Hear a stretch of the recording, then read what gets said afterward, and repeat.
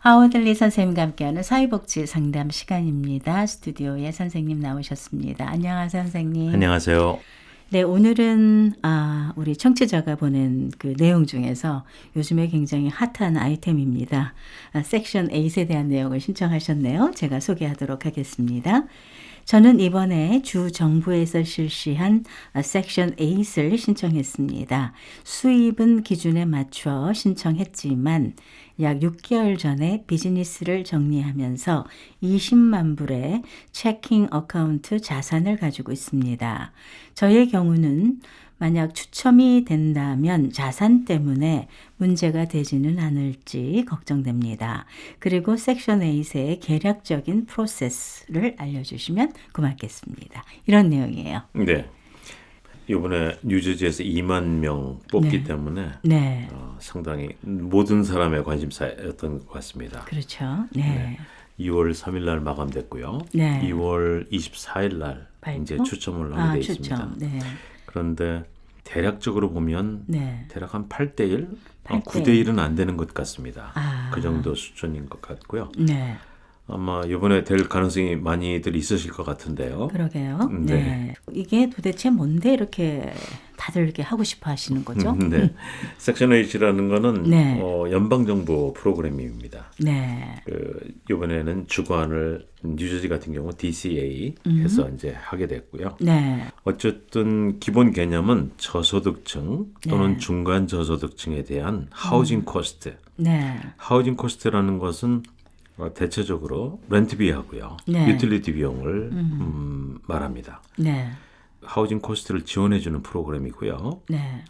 섹션 8 프로그램에 참여하는 싱글하우스, 타운하우스, 아파트 등 어떤 곳이나 이 바우처를 사용할 수가 있습니다. 그러면은 이제 수입이 상한선이 아무래도 있을 텐데요. 그렇습니다. 금방 말씀드렸듯이 저소득층, 중간 저소득층, 그 하우스홀드 숫자에 따라서 다릅니다. 하나의 예를 들어드리죠. 버겐 카운티의 경우 이번에 한 명 하우스홀드라면 42,850불, 두 명이라면 49,000불, 세 명이라면 55,100불이었습니다. 이 상한선을 넘기면 안 될 거고요. 신청조차 못하는 거죠. 이거보다 낮게 일단 신청을 해야겠죠. 나중에 수입을 좀 조정한다는 그 가정을 해서 할 수는 있습니다. 근데 이분 같은 경우는 지금 20만 불의 체킹 어카운트 자산이 있거든요. 많은 분들이 궁금해하세요. 수입은 맞출 수 있는데 자산은 어떻게 맞춰야 되느냐, 자산의 기준이 있는 것이냐 등등 여러 가지 질문을 받습니다. 하지만 자산은 특별한 기준은 없고요. 그래요? 이 자산을 인컴으로 환산을 해서 계산을 합니다. 그래요? 이분 같은 경우 약 20만 불이라고 했으니까 대략 6% 정도로 계산을 하고 있거든요. 그럼 20만 불에 연리 6%라면 12,000불이 되겠죠. 12,000불. 이분이 만약에 혼자라면 예를 들면 3만 불 수입했다. 그러면 이 20만 불을 이제 수입으로 환산한 12,000불 추가하면 42,000불 수입자가 되는 셈이 되겠죠. 자산을 그렇게 계산을 하는군요. 그런 식으로 계산을 하게 됩니다. 어떤 분들은 그러면 수입이 뭐 없고 자산만 있는 경우도 있지 않겠습니까? 그런 경우도 그렇게 계산한다고 보시면 됩니다. 그렇군요. 어떤 경우든 추첨하기 전에 우선권을 이번에는 주고 있는데요. 대부분 그 섹션 8은 같은 우선권을 주고 있습니다. 베테랑스들, 그다음에 홈리스, 장애인 등의 우선권을 주고요. 이번 같은 경우는 2월 24일 날 추첨하게 되면 그 당첨 여부를 이메일로 통지할 예정입니다. 그리고 이번에 2만 명을 뽑게 되는데요. 자금이 지원되는 규모에 따라서 순차적으로 이제 웨이팅 리스트가 소진이 될 텐데 예상키로는 최장 7년이 걸릴 걸로 추정하고 있습니다. 그러면 이제 추첨이 돼도 그 이제 집에 입주하는 거는 시간이 이렇게 걸릴 7년 후에 혜택을 받으실 분들도 계시겠죠. 물론 앞부분에 계신 분들도 있을 거고요. 어쨌든 가족 구성원 중에 18세 이상 성인에 대해서는 인터뷰 등 적극 심사를 하게 되고요. 일단 바우처가 발행이 되면 지역별로 조금씩 차이는 있지만 보통 발행 후에 60일 정도의 그 하우징을 서칭하는 기간을 주게 됩니다. 네. 총 120일 유효 기간을 주게 되는데요. 60일 만에 찾지 못하는 경우에 만기 5일 전에 연장 신청을 하게 되면 합당한 이유가 있다면 그 추가적으로 60일이 연장이 됩니다. 그러니까 본인이 입주하고 싶은 그 하우징을 찾아야 되는 거네요. 네, 찾는 거죠. 네. 섹션 8을 받는 아파트만 찾을 수도 있고요.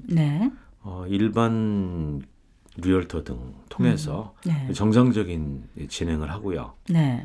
그분이 섹션 8을 받을 상황이 된다면 같이 함께 가능한 경우가 되겠습니다. 그래서 폭넓게 찾을 수가 있고요. 한인 랜드로드들께서는 좀 익숙치 않으셔서 많이들 안 받고 계신데요. 외국인들은 많이 받고 있습니다. 이게 뭐 예를 들어서 랜드로드장에서는 일반 그 테넌트들하고 차이가 있습니까? 네, 차이가 없죠.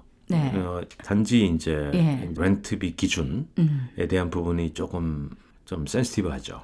조금 더 받게 되거나 덜 받게 되거나 이런 가능성은 있는 거고요. 실질적으로는 주정부에서나 그 섹션 8 주관하는 곳에서 계약서를 맺고 대부분의 금액을 렌트비로 그쪽에 직접 받기 때문에 오히려 렌트비를 뜯기거나 이렇게 하는 그런 리스크는 좀 덜하다고 볼 수 있습니다. 물론 쾌적한 환경이나 뭐 에어컨 등 뭐 여러 가지 환경 검사를 하거든요. 그 인스펙션 한다는 어떤 부담감 이 정도 있겠지만 웬만한 하우징이 그 정도 기본 시설은 갖추고 있기 때문에 그렇죠. 그렇게 실질적으로는 그렇게 부담되는 부분은 아니라고 볼 수도 있습니다. 그러면 일단 이렇게 바우처를 만약에 추첨이 되잖아요. 그러면 얼마나 살 수 있는 거예요? 거기서? 그 기간 굉장히 궁금해하시는 분들이 많아요. 이거 얼마 전까지 그 렌탈 어시스턴스 받았던 분들 뭐 3개월치 받은 분, 6개월치 받은 분, 어떤 분들은 오랫동안 밀렸던 분들은 1년치도 받고 했습니다. 특히 이 싱글 부모들 같은 경우는 더 어려울 것이라고 판단해서 1년 받은 분들이 많이 계시죠. 그래요. 그런데 이것도 그럼 6개월이냐 1년이냐 이런 얘기들을 하시는 분들이 계세요. 이 바우처는 매년 그 애뉴얼 리뷰를 합니다. 그 자격을 유지하고 있는지 어떤 범죄 사실이나 기타 뭐가 변화가 있든지 아니면 하우스 홀드에 구성원이 바뀌거나 수입이 바뀌거나 여러 가지 그 변화가 있겠죠. 그래서 애뉴얼 리뷰를 하게 되는데 그 리뷰하는 거에 문제만 없다면 혜택을 누리는 기간은 제한이 없습니다. 제한이 없어요? 그러면 돌아가실 때까지도 가능하다는 뜻이죠. 그냥 계속 있을 수도 있군요. 현재까지 통계적으로 볼 때 미국 전체 평균은 5.8년에서 6.6년 정도 혜택을 누리고 있습니다. 그리고 비교적 수입하고 주거가 안정돼 있는 62세 이상 시니어들 그런 경우에 보통 9년 정도를 평균적으로 바우처를 유지하고 있다고 합니다. 자, 그러면 이 섹션 8에 되면 이제 지원금이 얼만큼이나 나오느냐가 중요할 것 같아요. 되게 다양한 의견들을 많이 갖고 있어요. 여기저기서 듣고 얘기하고 하는 바람에 뭐 전체적으로 본다면 한 70% 정도 지원을 70%. 받는다고 보시면 아마 비슷하게 맞을 것 같아요. 하지만 가구별로 수입이 다르기 때문에 그 수입하고 지원하는 규모 그리고 연방주택국에서 주택개발국이죠. HUD 거기서 그 우선 페어마켓 렌트 금액을 산정하거든요. 그 금액에 따라서 이제 로컬 보면 그 퍼블릭 하우징 어소리티라고 있어요. 네. 거기서 90%에서 110% 사이에 네. 융통성을 가지고 금액을 그러니까 스탠다드 금액을 정하게 됩니다. 네. 거기에 따라서 거기에 70%를 줄 것이냐라는 부분과 네. 그다음에 개인별 수입에 따라서 그 사람들이 얼마까지 맥시멈 낼 것이냐. 소위 말하면 컨트리뷰션이 되겠죠. 그렇죠. 그거에 네. 의해서 숫자가 정해진다고 보시면 됩니다. 조금 복잡한 듯 하지만 그렇게 네. 복잡하지는 않습니다. 실질적으로 보면 네. 그 구성을 보면 이렇게 되죠. 그 HUD 연방주택개발국이요. 네. 미국 전역을 2,500개 지역으로 나눴습니다. 네. 그래서 투베드룸을 이제 벤치마크로 해서요. 네. 소위 말하면 페어마켓 렌트를 산정해서 매년 발표합니다. 네. 보통은 이제 40% 기준을 한다고 하는데요. 그 40%라는 건 어떤 뜻이냐면 그 기준선은 네. 그 기준보다 렌트가 낮은 곳은 40%가 되고 네. 높은 곳은 60%가 된다는 뜻입니다. 네. 하지만 네. 지금 뉴욕, 뉴저지 같이 이렇게 그 맨하탄에 접경한 지역들, 네. 메트로폴리탄이라고 하죠. 그렇죠. 그런 지역은 50%로 합니다. 그러니까 거의 그 페어마켓 밸류의 중간선으로 본다고 보면 되겠습니다. 네. 네. 하지만 여기도 또 싼 하우징들이 좀 있죠. 그렇죠. 그리고 또 네. 최근에 진 집들도 네. 있을 거고요. 네. 그래서 이 경우에 2년 미만 된 집이나 그다음에 어시스티드 리빙 있죠. 네. 그런 곳은 통계에서 제외를 하고 있습니다. 네. 네. 그러면은 뭐 더 구체적으로 한번 이제 샘플을 좀 예를 들면 네, 뭐 네. 원룸이 있고 투룸이 있고 뭐 그렇잖아요. 네. 기본적으로는 투룸을 발표하게 돼 있고요. 네. 거기에 따라서 증감을 시킵니다. 네, 그래서 테넌트가 이제 예, 부담을 이거를 하는. 사실은 이거는 사실 사이트에 들어가 보면 구글 검색해봐도요. 네. 이 숫자들이 쭉 나와 있어요.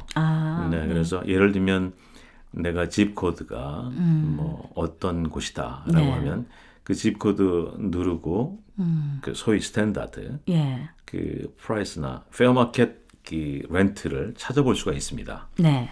그래서 그거 기준으로 해서 이제 기본적으로 설정이 되는데 그 이제 가구별로 네. 조정 수입을 계산하게 되거든요. 네. 예를 들면 36,000불 수입자다 그러면 월 3,000불 수입이죠. 네. 3,000불 수입인데 이분이 30%다. 그러면 900불을 부담하게 되는 거거든요. 네. 그런 경우가 아니고 예. 이제 보통은 총 수입 이분이 이제 36,000불이라면 3,000불이니까 네. 3,000불에 10% 하면 300불이거든요. 300불. 네. 예. 그거 하고 예. 또 가족 구성원에 따라서 조정 수입을 계산을 해요. 예를 들면 네. 그 18세 미만이나 풀타임 스튜던트 또는 장애인 자녀가 있다든가 네. 하는 경우에는 그 디펜던트 하나당 디펜던트에 대해서 네. 480불을 빼줘요. 그럼 네. 아까 같은 경우 자녀가 있다 그러면 네. 3,000불에서 마이너스. 480불 하는 거죠. 네. 네. 그거가 조정 수입이 되고요. 네. 그거의 30% 또는 총 수입의 10% 둘 중에 큰 것을 네. 일단은 결정하게 됩니다. 네. 그래서 그 금액 그러니까 결국은 개인의 수입 규모도 중요하죠. 네. 그것과 그다음에 그 스탠다드 그 프라이스 네. 정해지는 스탠다드 프라이스. 그래서 그거를 둘 사이에 조절을 해서 네. 보통 하게 됩니다. 그래서 값이 많이 뛰게 좀 비싼 곳이다. 네. 스탠다드 금액을 많이 넘어가서 비싼 곳인 경우에도 어떤 경우이든 그 조정 수입의 40%를 넘어서면 안 됩니다. 그러니까 뭐 네. 테넌트가 내는 돈이 40% 이상은 올라갈 수 없다는 뜻이죠. 네, 그런 뜻이 되겠죠. 네. 그리고 테넌트가 부담하는 돈이 많아지면 네. 또 관리 측면에서 이렇게 저소득층한테 지원해 주는 금액인데 네. 개인 부담이 커지는 부분에 대해서는 네. 정부에서 또 간과할 수 없는 부분이 되겠죠. 그렇죠. 그래서 나름대로 룰을 정해놨다고 보시면 됩니다. 네. 그래서 한동안은 이 섹션 8이 진짜 닫혀 있었어요. 그렇죠? 예, 그렇습니다. 이번에 되게 오랜만에 오픈된 거죠? 그렇죠. 뭐 부분적으로 뭐 타운별로 이렇게 할 수는 있습니다. 네. 작년에 대략 한 2,000개 정도 주정부에서 있었고요. 예. 물론 이제 조금 이제 우선권을 가진 분들 중심으로 됐습니다. 네. 그리고 버겐 카운티 같은 경우 좀 있었고요. 실제 그 대규모로 이렇게 이루어진 경우는 정말 오랜만이고요. 네. 아까도 언급드렸듯이 이게 전체 소진되는데 대략 7년 정도로 보고 있기 때문에 앞으로 7년 내에는 대규모 섹션 A 추첨이 기대가 되지 않는다고 보셔도 될 것 같습니다. 그래서 이렇게 가끔 오는 기회에 꼭 되는 그런 행운을 누리시기를 함께 기대하겠습니다. 많은 분들이 이제 이 섹션 8을 신청을 하시고 그렇죠? 하시고 이제 24일 날 발표할 텐데 좋은 소식들이 좀 많이 들어가서 이 주택 문제가 좀 해결이 되었으면 좋겠습니다. 자, 오늘 선생님께서 섹션 8에 대한 얘기를 해주셨는데 혹시 더 언급하고 싶은 얘기가 있으시면 뭐 섹션 8과 관련해서 네네네. 아까도 말씀드렸듯이요. 소위 하우징 코스트이죠. 하우징 코스트에는 렌트비만 있는 것은 아닙니다. 유틸리티 비용도 있거든요. 그래서 지금 지원되는 섹션 8이 지원되는 것은 유틸리티 비용도 포함됩니다. 그걸 포함해서 월 조정 수입의 40%를 넘어가면 안 된다는 뜻이고요. 가끔 유틸리티 비용이 렌트비에 포함되어 있는 경우 있죠. 그렇죠. 그런 경우에는 계산을 해서 섹션 8 시행기관에서 부담해야 될 그 유틸리티에 대한 지원 부분이 있다면 테넌트에게 직접 주든지 아니면 유틸리티 회사에 직접 지원금이 지불되든지 두 가지 방법을 취하게 됩니다. 선생님 말씀 감사합니다. 네, 감사합니다.